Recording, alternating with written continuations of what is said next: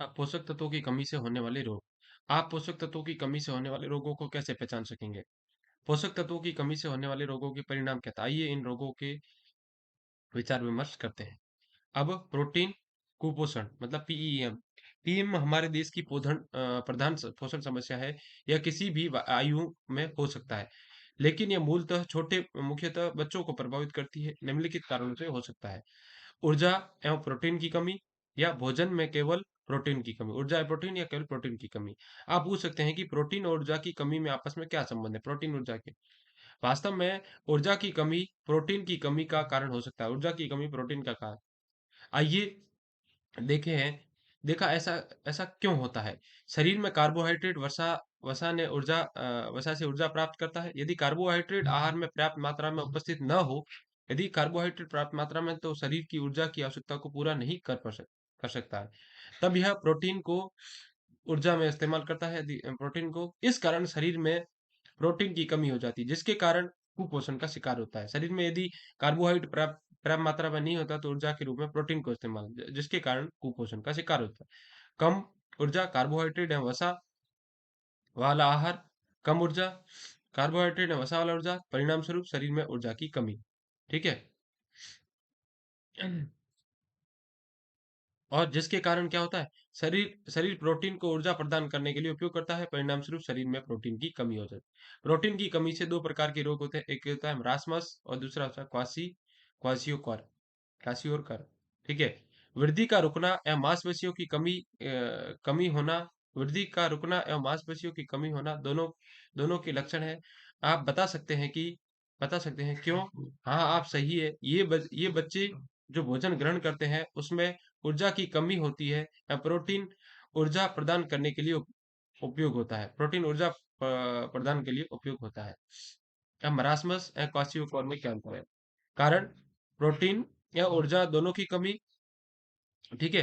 केवल प्रोटीन की कमी से क्वाशियोकर होता है। अब आयु समय 12 वर्ष की अवस्था से पूर्व, यह छोटे बच्चों 1 से 3 साल के बच्चों आयु के बीच होता है। संकेत: ढीली एवं झुर्रीदार त्वचा, नियम त्वचा के नीचे कम होने के कारण, संकुचित उदर मतलब पेट छोटा हो जाता है, भूख लगती है, और अतिसार या पतले दस्त अक्सर लगते हैं। और सूजन, जल के अत्यधिक संचयन के कारण, विशेषतः चेहरे, बाजू एवं पैरों के तौंद निकलना, भूख मर जाती है, त्वचा खुरदरी या पपड़ीदार हो जाती है, बाल भूरे हो जाते हैं और झड़ते हैं, यकृत बढ़ जाता है।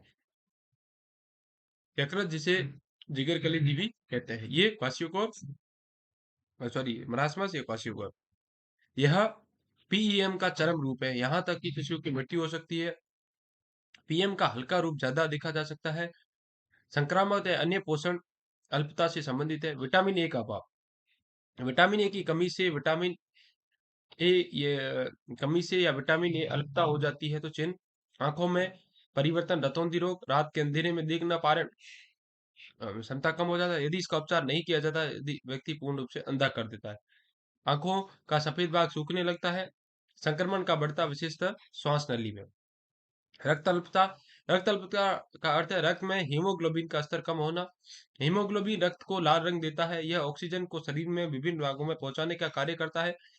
हीमोग्लोबिन का स्तर कम हो जाता है जब आहार में लोह तत्वों की मात्रा कम हो। दूसरे शब्दों में, लोह तत्वों के अभाव के कारण रक्ताल्प हो जाती है। जब फोलिक अम्ल या विटामिन बी 12 की कमी होती है, तो रक्ताल्प हो जाते हैं।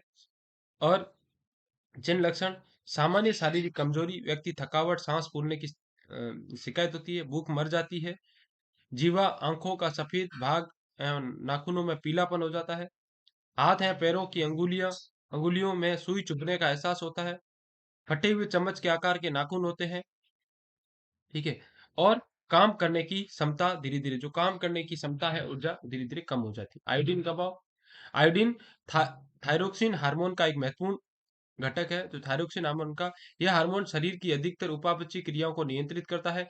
आयोडीन का अभाव गलगंड के रूप में वयस्कों को होता है, एवं बच्चों को बोनापन हो जाता है। आयोडीन का अभाव गर्भावस्था में माँ तथा शिशु दोनों के लिए हानिकारक है। यद्यपि आप वैसे याद रखें कि केवल यही आयोडीन का अभाव आईईडी आईडीडी की ही समस्याएं प्रदान करता है। अब चिन्ह लक्षण, वयस्कों में गले में सूजन आ सकती है, गलगोंड कहलाता है। मोटापा हो सकता है, थकान होती है, शरीर में भली-भांति कार्य करने में असमर्थता होती है और त्वचा में परिवर्तन। छोटे बच्चों में वृद्धि दर कम हो जाती है, मंद बुद्धि हो जाती है और बच्चे बोलने और सुनने में दोष उत्पन्न हो जाता है। और मांसपेशियों और तंत्रिकाओं में विकार या अंगों पर नियंत्रण में कठिनाई हो जाती है। अब ये क्रियाकलाप है, आप पड़ोस में जाकर जिन चिन्हों को लक्षणों के बारे में अपन ने पढ़ा है, उनके बारे में 5 व्यक्तियों से मिलने का प्रयास कीजिए, जिन पोषक तत्वों से पीड़ित है उसको पहचानिए और निम्नलिखित तालिका। अब है राष्ट्रीय पोषण कार्यक्रम। पोषक तत्वों की कमी से होने वाले रोग में हमारे देश में व्यापक रूप से फैले हुए हैं। आप जानते हैं कि इन रोगों का स्वास्थ्य पर बहुत बुरा प्रभाव पड़ता है। यह व्यक्ति के जीवन के लिए घातक है। साथ ही आपका यह जानना अति आवश्यक है कि जरा सा भी ध्यान देने पर इन बीमारियों से बचा जा सकता है। स्थिति पर नियंत्रण पाने के लिए विभिन्न पोषण कार्यक्रमों का देश में संचालन किया गया है। ये पोषण कार्यक्रम अति संवेदनशील समूह में पोषण प्रदान करते हैं। क्या आप जानते हैं कि अति संवेदनशील समूह, जी हाँ, छोटे बच्चे, किशोर, गर्भवती महिलाएं, दुग्धपान करने वाली माताएं। आइए कुछ राष्ट्रीय पोषण कार्यक्रम विषय में पढ़े। इन पोषण कार्यक्रम में आप स्वयं प्रदान करते हैं। सामान्य समन्वित बाल विकास सेवाएं, दोपहर का भोजन कार्यक्रम, MDMP, विटामिन ए की कमी से होने वाली पोषण अंधता के बचाव के लिए राष्ट्रीय उन्मूलन कार्यक्रम, राष्ट्रीय पोषण संबंधी एनीमिया नियंत्रण कार्यक्रम, NNACP, आयोडीन न्यूनता जनित दोष कार्यक्रम, NIDOPC, समन्वित बाल विकास सेवाएं, ICDS। आप जानते हैं कि बच्चे कल के भविष्य है। यदि उनका समुचित ध्यान रखेंगे तभी वो स्वस्थ और विकसित होंगे। यदि पर्याप्त मात्रा में भोजन ग्रहण नहीं करते हैं तो वे स्वस्थ नहीं होंगे। अस्वस्थ बच्चा पढ़ाई में रुचि नहीं रखेगा। इसी प्रकार एक बच्चा अतिसार से पीड़ित है तो उसे पूरक आहार का लाभ प्रदान नहीं करेगा। यह बच्चे पोषण स्तर को नहीं सुधारेगा। अतः आवश्यक है कि उसे पोषण, स्वास्थ्य सेवाएं, शिक्षा का संपूर्ण लाभ एक साथ दिया जाए। इसलिए ICDS कार्यक्रम हमारे देश में चलाया जा रहा है। यह सफल इसलिए हुआ क्योंकि बच्चों के जो भी विकास है, वृद्धि के लिए आवश्यक कारक है, उसमें अंतर्निहित है। ICDS निम्न व्यवस्था करता है: टीकाकरण, स्वास्थ्य की नियमित जांच, स्वास्थ्य सेवा के लिए रेफर करना और साधारण बीमारियों का इलाज। स्वास्थ्य के लिए टीकाकरण करता है, तो स्वास्थ्य की नियमित जांच है, स्वास्थ्य सेवा के लिए रेफर करना और बीमारी का इलाज। पोषण, पूरक आहार है, वृद्धि नियंत्रण है और पोषण व स्वास्थ्य शिक्षा। प्रारंभिक बाल्यावस्था में देखरेख व स्कूल पूर्व शिक्षा। 3 से 6 वर्ग के बच्चों के समूह के लिए अभिसरण, अन्य सहायक सेवाओं का अभिसरण होता है, जैसे स्वच्छ पेयजल, पर्यावरणीय स्वच्छता, महिला सशक्तिकरण कार्यक्रम, अनौपचारिक स्कूल पूर्व शिक्षा एवं वयस्क साक्षरता। ICDS के अंतर्गत आने वाली ये सेवाएं केंद्रों में प्रदान की जाती है, जिन्हें आंगनवाड़ी कहते हैं। जो ये केंद्रों में सुविधा आंगनवाड़ी स्वास्थ्य सेवा स्वास्थ्य केंद्र से बाल स्वास्थ्य केंद्र से प्रदान की जाती है। क्या आप कभी सी CHC केंद्रों पर इन्हें प्राथमिक उपचार केंद्र या PHC थे कहते थे? यदि हाँ, आपने स्वास्थ्य परीक्षण, लघु विकारों, टीकाकरण, उपचार प्रदान करने के लिए कहीं और इलाज के लिए रेफर होते हुए जरूर देखा होगा। रेफर करने वाली सेवा का अर्थ है यदि कोई गंभीर स्वास्थ्य सेवा से पीड़ित है तो उसे किसी बड़े अस्पताल में उपचार के लिए भेजना। लाभार्थी 6 वर्ष से कम उम्र के बच्चे और 11 से 16 वर्ष के बीच किशोरियां और गर्भवती महिलाएं, दुग्धपान करने वाली माताएं और 15 से 45 वर्ष की सभी महिलाएं। दोपहर का भोजन कार्यक्रम, MDMP, 6 से 11 वर्ष की उम्र के प्राइमरी बच्चों को जो संपूर्ण आहार प्रदान किया जाता है। MDM कार्यक्रम का मुख्य उद्देश्य है कि इसका एक एक फायदा है कि बच्चों की विद्यालय में उपस्थिति को सुनिश्चित करता है। जो ये ICDS द्वारा चलाया जाएगा, कक्षा 3 से 6 तक का बच्चों के लिए जो ये ICDS व्यवस्था है, उन्हें पूरक आहार, तो आपने देखा होगा जो आंगनवाड़ी केंद्र है, उनमें संचालित होते हैं, वहाँ टीका टीका भी लगता है और उनको आहार भी जो दलिया है, विभिन्न प्रकार के मिलेट्स है, वो सब मिलके जो वितरण किए जाते हैं। इसी प्रकार जो दोपहर कार्यक्रम है, जो स्कूलों में, सरकारी स्कूलों में देखा होगा, जो दोपहर का खाना परोसा जाता है, वही है जो उसको एमडीएम कहा जाता है, mid day meal programme. Mid day मतलब दोपहर का भोजन कार्यक्रम। मिड डे मील प्रोग्राम होता है, वही इसका उद्देश्य होता है, जो पोषण के स्तर को सुविधा करता है। अब प्रो, राष्ट्रीय प्रोफिलैक्सिस कार्यक्रम, इसका उद्देश्य विटामिन ए की कमी से होने वाले अंधेपन को रोकना। इस योजना के अंतर्गत दी जाने वाली सुविधा है। विटामिन ए से प्रचुर आहार की खपत को प्रोत्साहित करना। 6 माह से 5 वर्ष के बच्चों को मौखिक रूप से विटामिन ए पर्याप्त मात्रा में देना।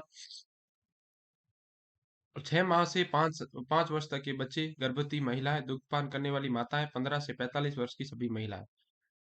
अब राष्ट्रीय पोषण संबंधी अनीमिया नियंत्रण कार्यक्रम NNACC, छोटे बच्चों एवं महिलाओं को रक्ताल्पता को रोकना। इस कार्यक्रम का लक्ष्य है। इस योजना के अंतर्गत निम्न सेवाएं प्रदान की जाती है।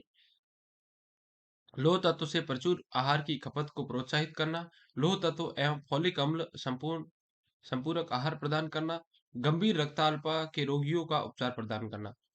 ठीक है। लाभार्थी 6 से 5 वर्ष के बच्चे, गर्भवती महिलाएं और दूध पिलाने वाली माताएं, 15 से, इसमें कौन होती है, जो लाभार्थी 6 से 5 वर्ष बच्चे। तो इसे ये संपूर्ण पोषण संबंधी कार्य, एनीमिया से संबंधित जो रोग होती है, एनीमिया मतलब जिसमें खून की कमी मतलब उसमें हीमोग्लोबिन की कमी से जो रोग होते हैं, वो राष्ट्रीय पोषण संबंधी एनीमिया कार्यक्रम, जिसमें कभी कभी आपने देखा होगा स्कूलों में और यहाँ पे जो गोलियां बांटी जाती है, जो फॉलिक एसिड संपूर्ण प्रदान करता है, इनमें रोकना कार्यक्रम है। गंभीर रक्तअल्पता के रोगियों को, अब इसमें लाभार्थी 6 से 5 वर्ष के बच्चे और गर्भवती महिलाएं और दूध पिलाने वाली महिलाएं और 15 से 45 वर्ष की सभी महिलाएं। अब राष्ट्रीय आयोडीन न्यूनता जनित दोष नियंत्रण कार्यक्रम NIDCDDCP, जो इस कार्यक्रम का लक्ष्य हमारे देश में आयोडीन की कमी से होने वाले रोगों का साधारण नमक आयोडीन की मात्रा में मिला युक्त आयोडीन युक्त नमक प्रदान। इस कार्यक्रम में प्रदान की जाने वाली जो सेवाएं हैं, समस्या की गंभीरता का आकलन करना, समस्या कितनी गंभीर है उसका आकलन करना, आयोडीन युक्त नमक के उत्पादन विपणन के लिए व्यवस्था करना, उत्तम कोटि के आयोडीन युक्त नमक नमक उपभोक्ता को प्राप्त हो सके, इसके लिए योग्य मात्रा का निर्धारण करना। सरकार ये सुनिश्चित करती है कि नमक का उत्पादन हमारे देश में किया जाता है, उपभोक्ता के पास जाने से पूर्व आयोडीन युक्त हो। लोगों को आयोडीन युक्त नमक आहार के जागरूक करने के लिए कदम उठाए गए हैं। आपने क्षेत्र में विभिन्न पोषण जो होने वाले पोषण कार्यक्रम में आपका क्या योगदान दे सकते हैं? आपके उन्हें लोगों को क्या लाभ मिलता है? इस विषय में जानकारी के लिए आप स्वास्थ्य केंद्रों से प्राप्त कर सकते हैं। आप बाजार में उपलब्ध आयोडीन युक्त नमक के कुछ ब्रांड के नाम लिखिए और ढूंढिए, सूची बनाएं। अब ये पाठांतर प्रश्न है। आईसीडीएस योजना 5 वर्ष के बच्चों के लिए सेवाएं क्या प्रदान करती है? 5 वर्ष के बच्चों के लिए, इसमें अपने को सही और गलत में उत्तर देना है कि उत्तर की और पुष्टि करना है। आईसीडीएस केवल 5 वर्ष के बच्चों के आयु आयु के बच्चों के लिए सेवा प्रदान करती है, ये गलत है। आईसीडीएस न केवल बच्चों को लाभान्वित करती है, बल्कि किशोरों, गर्भवती महिलाओं और दुग्धपान करने वाली महिलाओं और समस्त 15 से 45 वर्ष की महिलाओं को भी लाभान्वित करती है। ठीक है। आईसीडीएस का अपन देखते हैं, तो यहाँ पे ऊपर ये जो आईसीडीएस योजना लिखी है, तो इसमें अपन आईसीडीएस निम्न व्यवस्था करता है, ये जो लिखा हुआ है ना, ठीक है, स्कूल पूर्व बच्चा, फिर ये 6 से 11, 15 से 45 गर्भ, ये जो लाभान्वित होते हैं, इन सबको जो सुरक्षा जो प्रदान करता है, सेवाएं प्रदान करता है। अब आईडीडी उन्मूलन कार्यक्रम का लक्ष्य हमारे देश में जो रतौंधी रोग को कम करना है। गलत। आईडीडी आईडीडी जो प्रोग्राम है, वो आयोडीन की अल्पता का विकार का मूल लक्षण है। आईडीडी मतलब अल्पता का जो आयोडीन की कमी से होने वाले रोग है, उनकी। 6 माह से कम बच्चों को मुख से ग्रहण की जाने वाली विटामिन ए की भारी मात्रा में दी जाती है। गलत है। 6 माह से 5 वर्ष तक के बच्चे लाभग्राही है इसमें।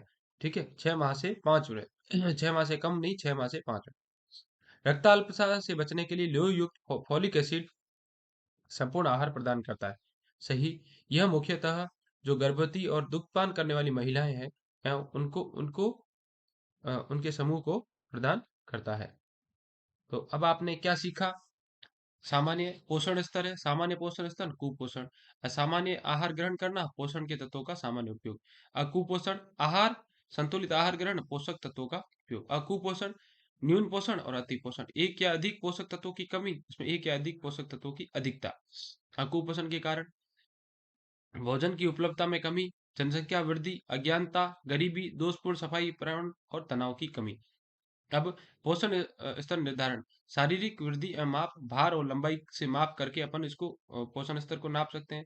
24 घंटे का अंतर, 24 घंटे में क्या क्या ग्रहण किया गया, उसका क्या क्या खाना खाया गया, क्या क्या भोजन ग्रहण किया गया। उसके बाद पोषक तत्वों की कमी से होने वाले चिन्हों एवं लक्षणों का अवलोकन, चिन्ह कौन से उसका अवलोकन। अब पाठांत प्रश्न है, पोषण स्तर से आप क्या समझते हैं, इसका विवेचन करना है। किसी भी ये पोषण विवेचन की क्या क्या है, तो ये आगे करेंगे। ठीक है, धन्यवाद। कृपया चैनल को सब्सक्राइब कीजिए और लाइक कीजिए।